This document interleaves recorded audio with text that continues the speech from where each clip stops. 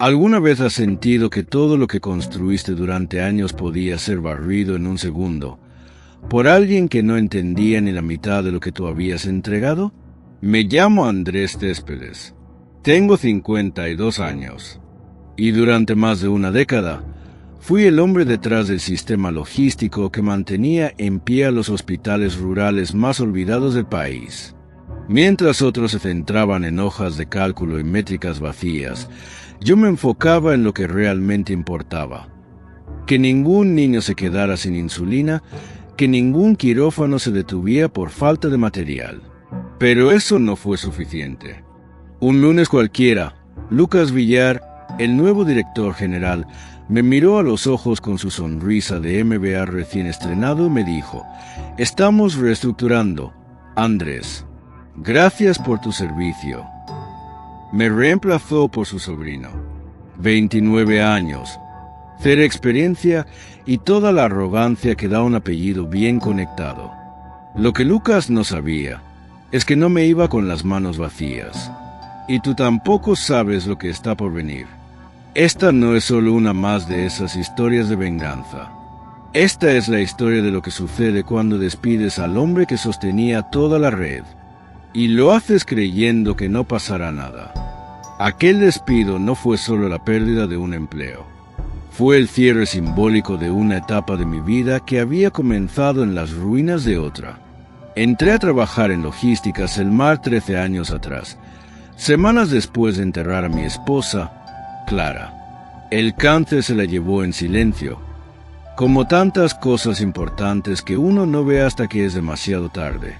Necesitaba ocupar mi mente, evitar el eco de una casa vacía. Lo que no imaginé fue que ese empleo, que al principio solo era refugio, terminaría dándome un propósito. Selmar no era una empresa de renombre. Sus oficinas eran modestas, sus presupuestos limitados. Pero su misión, distribuir insumos médicos a hospitales rurales, orfanatos, centros de rehabilitación y unidades móviles de emergencia, me tocó donde más dolía, en la necesidad de que otros no sufrieran la desatención que había sentido cuando más la necesitaba. Poco a poco, fui construyendo no solo rutas y procesos, sino relaciones humanas. A diferencia de muchos colegas, yo no me escondía detrás de correos automatizados ni de presentaciones de PowerPoint. Llamaba a los directores de hospital por su nombre. Sabía qué proveedor tenía una hija en silla de ruedas y cuál había perdido a su esposa por COVID. Anotaba esas cosas, no para manipular, sino para entender con quién estaba tratando. Mi teléfono personal estaba encendido las 24 horas. Cuando se desbordaba un río y un hospital quedaba incomunicado, yo manejaba la camioneta hasta el otro lado. Cuando escaseaban los guantes quirúrgicos, encontraba existencias en depósitos olvidados y los enviaba por taxi si hacía falta. Nadie me lo pedía. Lo hacía porque comprendía la urgencia. Durante la pandemia, mientras muchas cadenas de suministro colapsaban, los míos resistían. No porque Selmar fuera mejor, sino porque mis contactos confiaban en mí. Guardaban stock sin firmar nada. Me llamaban directamente.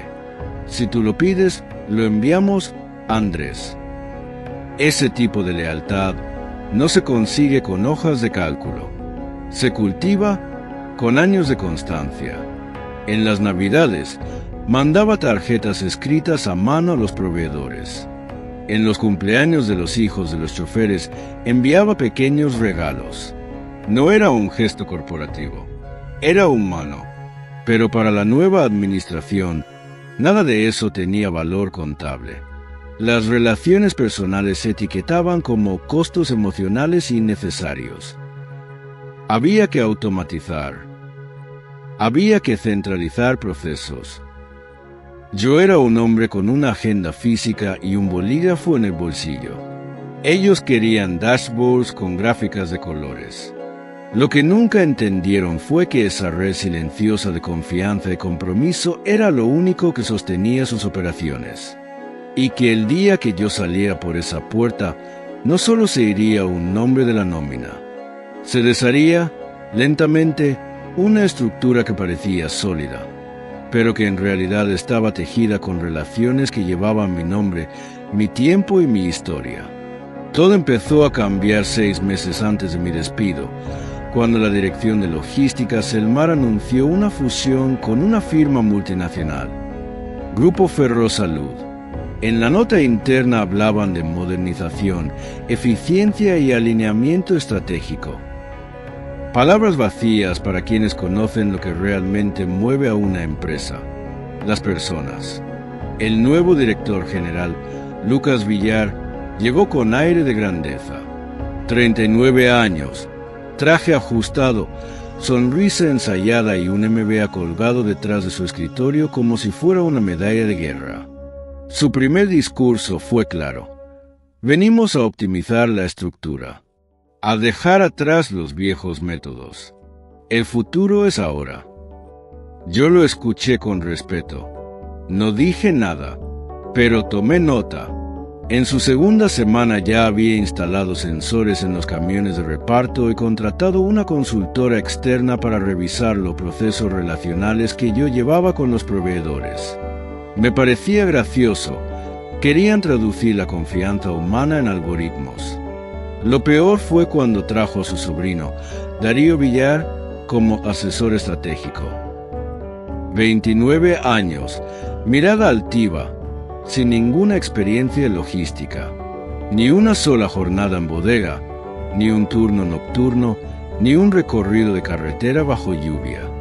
Lo pusieron a supervisar contratos, a asistir a reuniones con hospitales, mientras me empezaron a excluirme. Al principio fueron pequeños detalles: reuniones agendadas sin copiarme, órdenes de compra modificadas sin mi conocimiento. Luego, acceso denegado a las plataformas de seguimiento de pedidos. Pregunté a los técnicos, nadie sabía nada. Debe ser un error de sistema, Andrés. Yo sabía que no lo era. Una tarde, mientras tomaba un café en el pasillo, escuché una conversación entre Lucas y una gerente regional. Su tono era tan informal que ni se molestó en bajar la voz. Andrés tiene mucha historia en la empresa, decía ella, con tono de advertencia.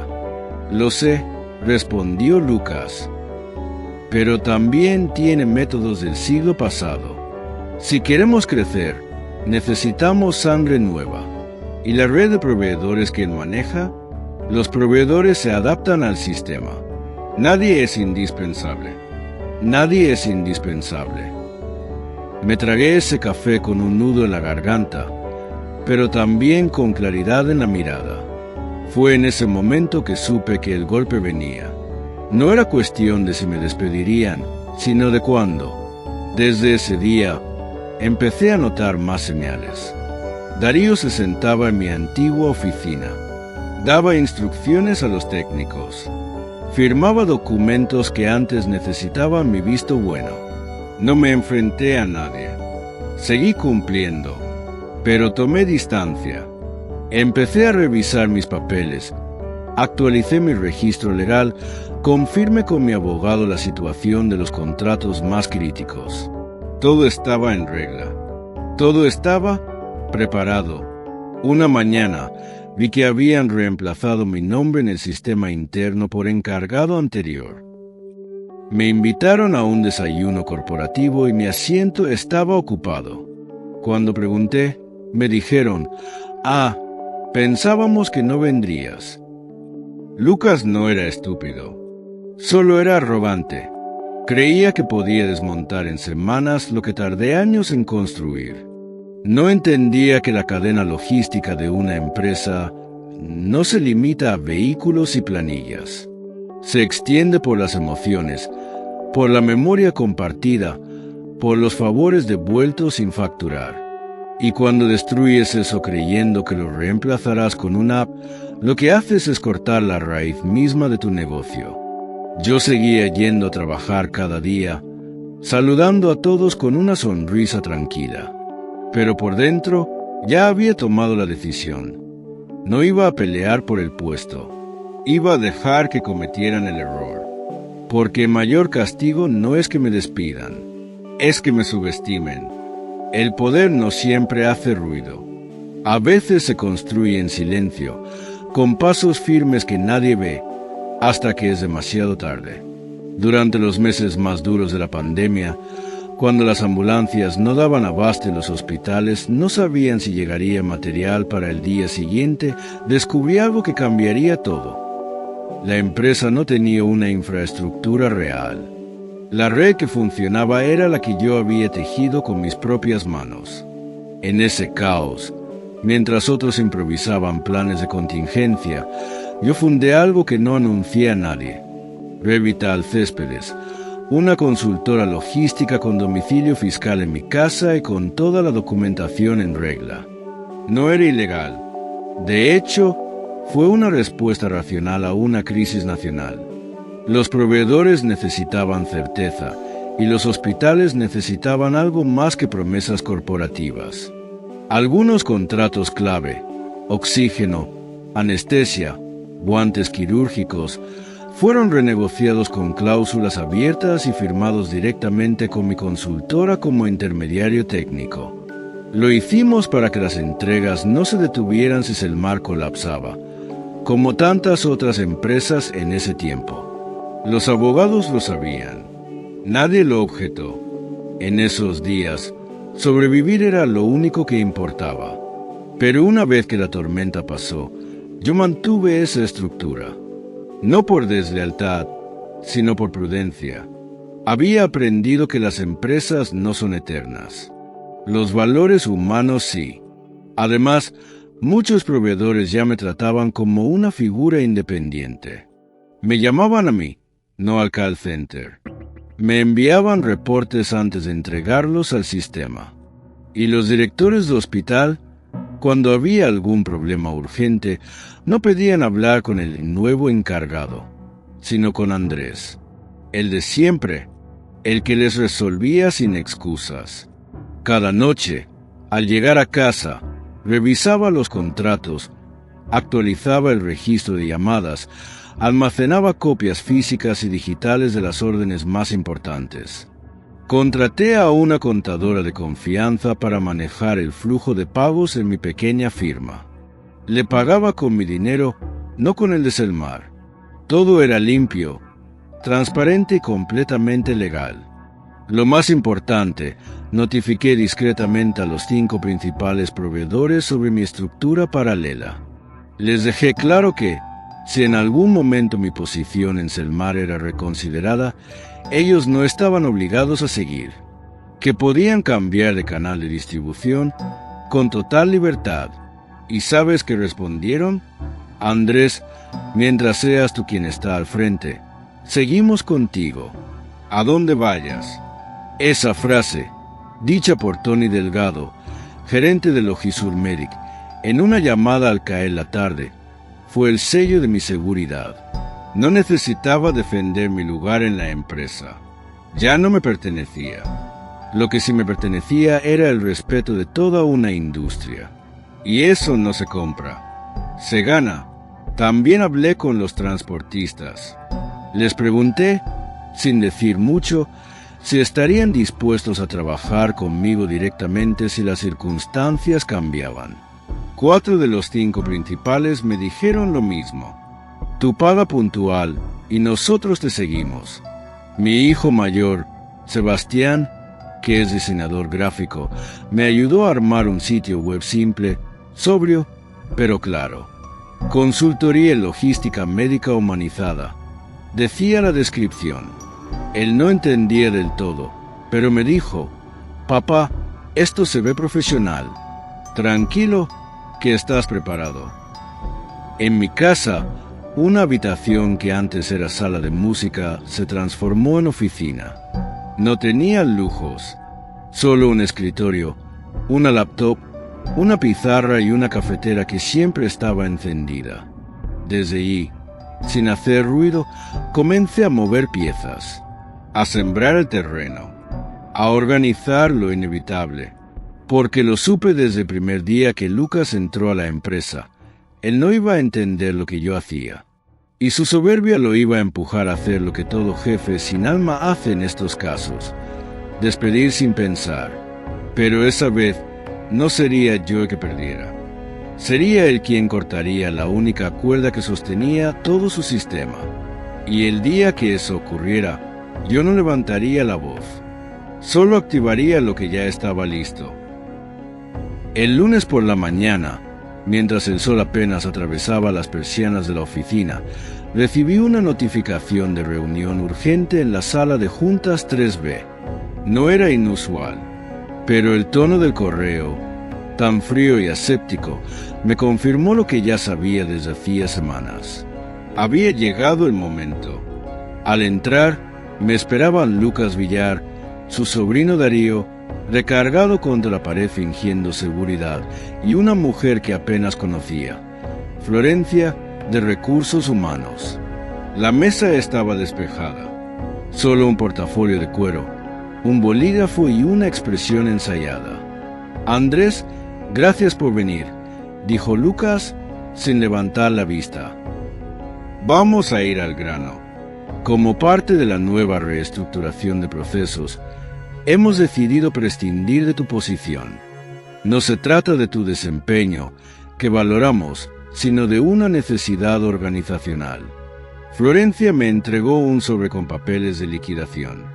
Me habló con voz suave de plazos legales, indemnización y beneficios transitorios. Yo asentí en silencio, sin interrumpir. No era sorpresa, ni siquiera dolor. Era previsión. Cuando me preguntaron si tenía algo que decir, solo sonreí. «Lo entiendo. Gracias por la oportunidad». Darío me miró de reojo, como esperando una reacción, un insulto, un reproche, pero yo no les daría esa satisfacción.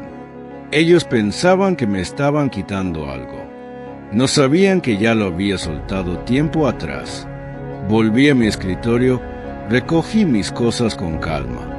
Guardé las fotos de Clara en una carpeta acolchada. Las medallas de reconocimiento por entregas en zonas de riesgo fueron a una caja pequeña, y el cuaderno con mis contactos más preciados no necesitaba llevármelo. Ya lo tenía todo respaldado. Mientras empacaba, recibí un mensaje en mi celular. Era de Tony Delgado. «Andrés, ¿es cierto lo que escuché sobre cambios en Selmar?». Respondí con calma. «Todo en orden, Tony. Pronto te cuento una novedad». Minutos después, pasaba por mi cubículo Lucas, solo, sin saludar, quizás asegurándose de que no me llevara información sensible. Si tan solo supiera. Ese día, al llegar a casa, no sentí el vacío que muchos sienten al perder un empleo. Sentí alivio, sentí confirmación. Todo lo que había preparado estaba ya listo para desplegarse. Mi escritorio en casa me esperaba, con los documentos legales en orden, los contactos activos y una red de personas leales que no dependían de un logotipo, sino de un nombre. Esa noche hice 7 llamadas, cortas, directas, pero efectivas. A cada proveedor clave les comuniqué lo ocurrido y les pregunté, con respeto, si considerarían trabajar exclusivamente con Revital Céspedes. La respuesta fue idéntica en todos los casos. «Estamos contigo. Dinos cuándo». Al día siguiente, los primeros correos de notificación de terminación de contrato con Selmar fueron enviados, amparados en las cláusulas que yo mismo había redactado durante la pandemia. Legal, profesional y sobre todo, inevitable. En menos de 24 horas, la primera grieta en la estructura de Selmar comenzaba a abrirse, pero todavía no se notaba. Todavía no, porque las cosas bien hechas, como las redes silenciosas que uno construye, no explotan de inmediato. Se deshilachan por dentro, hasta que, de pronto, todo se viene abajo. El martes por la mañana, exactamente un día después de mi salida, el primer correo de ruptura llegó a la bandeja de entrada de Lucas Villar. Notificación formal de terminación de contrato por parte de Logisur Medic, con efecto inmediato para nuevos pedidos y plazo máximo de 30 días para liquidación de pendientes. La gerente de compras, confundida, le llevó la carta impresa. Lucas la hojeó con rapidez, frunciendo el ceño, y masculló algo como debe ser un error. Pero cuando llegó el segundo sobre, esta vez de Pharma Distribuciones Unidas, la incomodidad se transformó en alarma. A las 11:23 de la mañana, la recepcionista de Selmar se acercó a la oficina con una expresión nerviosa. «Disculpe, señor Villar, llegaron otros 3 sobres por mensajería urgente, todos de proveedores». Lucas los abrió como si estuviera desactivando bombas. Eran todos iguales, aviso de rescisión contractual, sin penalidad, cláusula de 30 días. 5 de los principales proveedores de Selmar, todos en menos de 4 horas, todos con la misma redacción, todos vinculados a mi nombre. Lucas intentó llamar a Tony Delgado de Logisur. La recepcionista lo detuvo. Está en reunión. ¿Desea dejar un mensaje? Es urgente. Se trata de la terminación del contrato. Lo siento, él fue muy claro. No tomará llamadas de Selmar por el momento. Lucas colgó bruscamente. Marcó a Pharma Distribuciones. Luego a Biocordis. En todos los casos, la respuesta fue idéntica. La decisión es definitiva. Lo lamentamos. Florencia, la misma de Recursos Humanos, entró a su oficina más tarde con los ojos abiertos de par en par. Acabo de recibir una alerta del sistema. El Hospital San Antonio canceló 3 pedidos programados. Dicen que no tienen garantía de cumplimiento. Preguntaron si Andrés sigue con nosotros. Lucas se quedó en silencio por un momento. Luego, casi en un susurro, «Dame el archivo de contratos actualizados. Quiero ver los términos». Florencia regresó minutos después. Su rostro decía más que cualquier palabra. Los contratos más sensibles fueron renegociados en 2021. Todos tienen cláusulas de salida sin penalidad. Pero hay algo más. ¿Qué?, preguntó Lucas, aunque ya imaginaba la respuesta. Los documentos no están firmados por Selmar directamente. El contacto legal en cada uno es Revital Céspedes. Andrés Céspedes, representante legal. Por primera vez, Lucas no dijo nada. Solo se apoyó en el respaldo de su silla y miró fijamente la pared, como si acabara de comprender que había despedido no a un empleado, sino al cimiento de toda su cadena de suministro. El miércoles, el Hospital Central de San Vicente notificó oficialmente la suspensión temporal de relación comercial con Selmar, citando riesgos logísticos y falta de garantías de cumplimiento. El mismo día, 2 clínicas privadas anunciaron su migración hacia otros distribuidores, aunque en realidad ya estaban negociando directamente conmigo. Las llamadas internas comenzaron a multiplicarse. Departamentos sin insumos, órdenes duplicadas, transportistas que ya no respondían, fechas de entrega incumplidas. Selmar se desangraba en cámara lenta. Lucas exigió una reunión urgente con el equipo legal. Quería demandar a los proveedores, pero el abogado, con tono frío, le explicó: no hay base legal. Andrés Céspedes era el canal operativo. La empresa validó esas figuras por omisión durante la pandemia. Y todas las restricciones están protegidas por cláusulas estándar. Intentaron entonces contactarme directamente. Lucas pidió a Florencia que me llamara. Ella fue clara. Política interna. No puedo dar datos de exempleados. Esto es crítico para el negocio, insistió él. Entonces hable con el área legal. Buscaron mi número en el sistema. Ya había sido dado de baja. Llamaron a mi extensión. Desconectada, intentaron en central. La recepcionista solo dijo: Andrés Céspedes ya no trabaja aquí. El jueves, la situación era insostenible.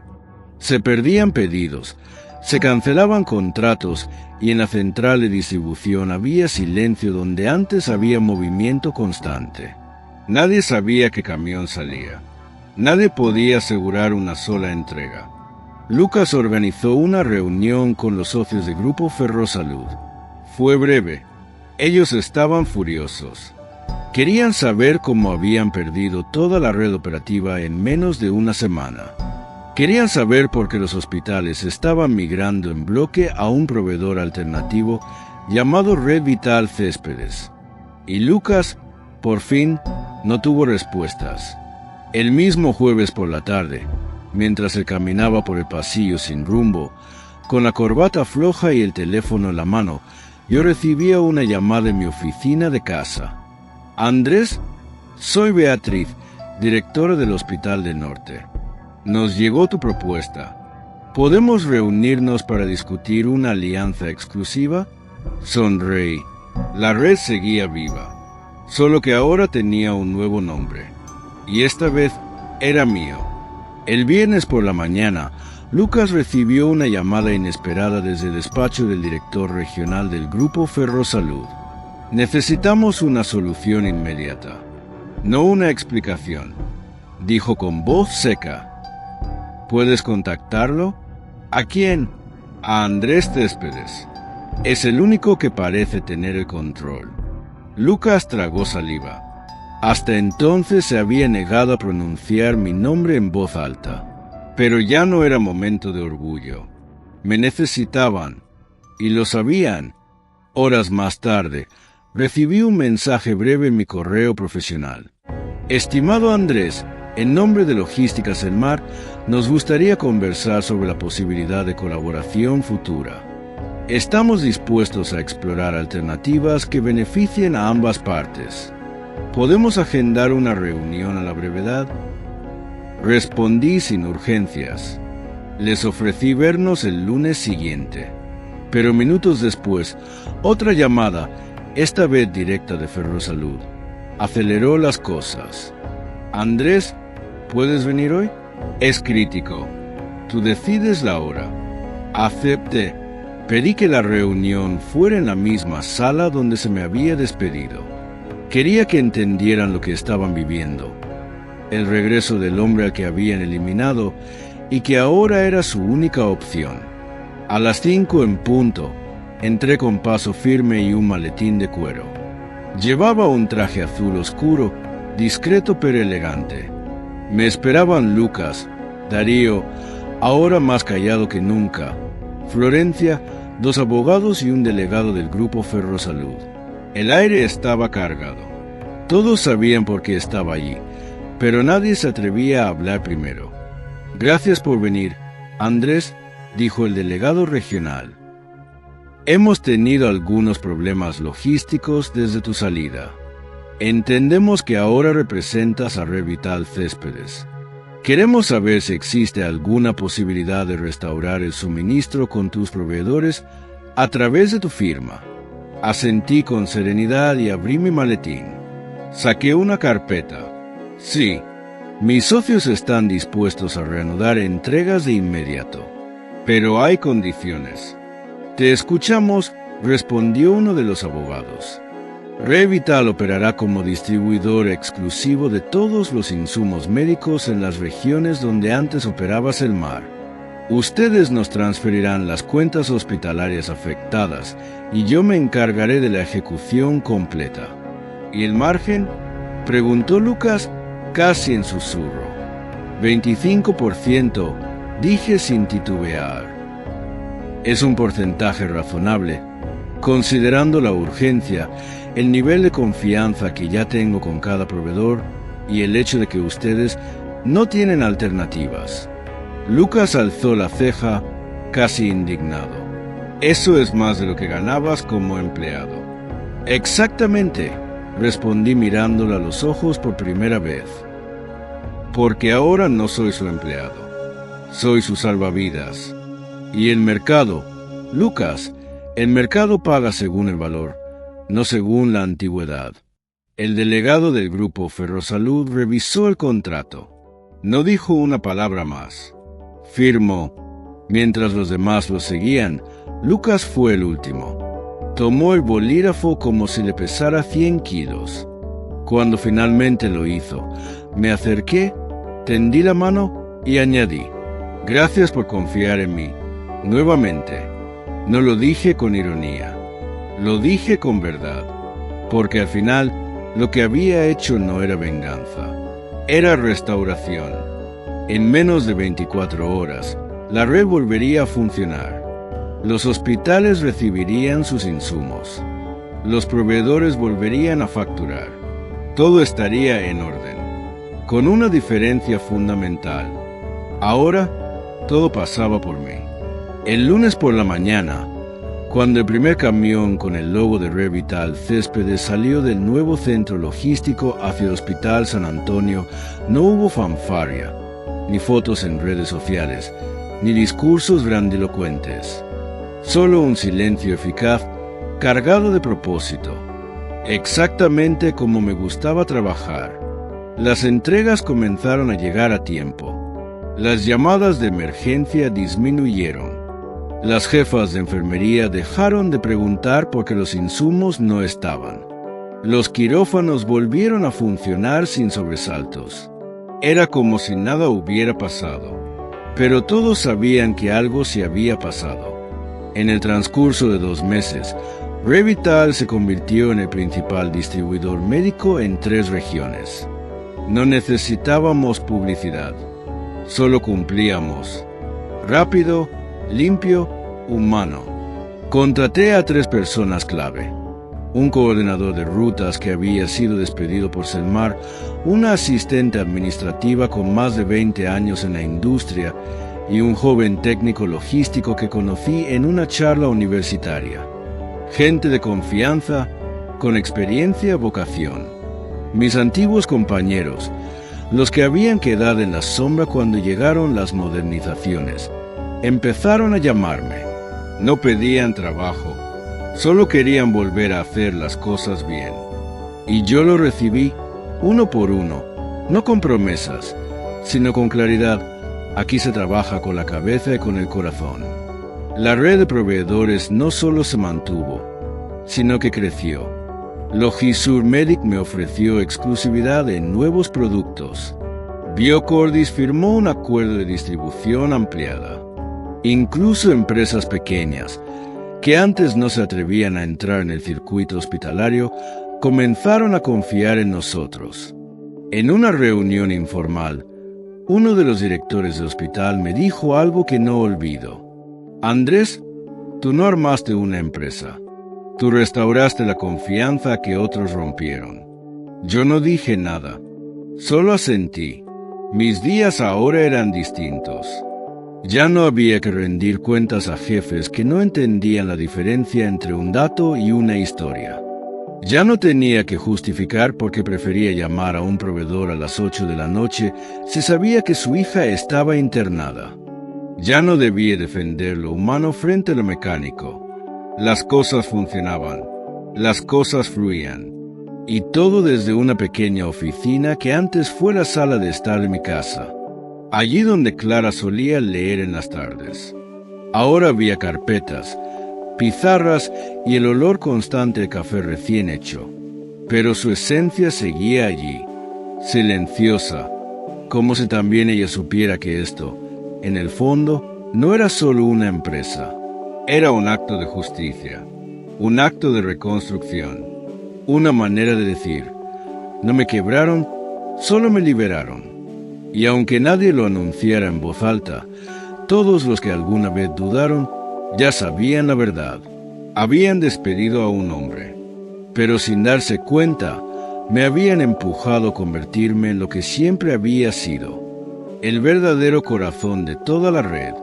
A veces, las verdaderas historias de venganza no gritan, no destruyen, no buscan aplausos. Solo caminan con paso firme, se construyen en silencio, al final hablan por sí solas. Lo que viví no fue un simple despido. Fue una lección sobre cómo el sistema valora cifras, pero olvida la fibra humana que lo sostiene. No me fui con odio, me fui con preparación.